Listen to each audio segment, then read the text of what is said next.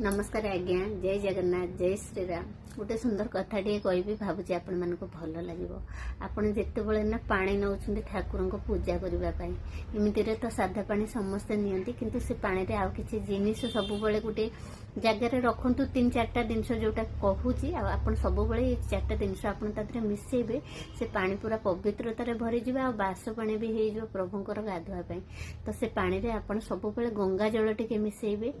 कर्पूर टिके मिसेबे जो कर्पूर आळत हुए से कर्पूर टिके मिसेबे चंदन टिके पकेइबे तो से पानी के सब मिसे साइला परे ना आपण से पानी रे फूल टिके बुडे किनी आपण को प्रभु को फोटो को ऊपर छिंची देबे। जदि आपण को सेइ बळे मूर्ति फोटो अछंती छिंचिले खराब हो जाउची से पानी टिके नै किने प्रभु को पाखरे आपण रखी देबे। से पानी लगे फूल रे से फूल को नै ठाकुर को पाखरे लगेबे ता द्वारा हमें ठाकुर को गाधै देले बा स्नान करे देले। भाबुची कथाटी आपण मन को भल लागिथिबो।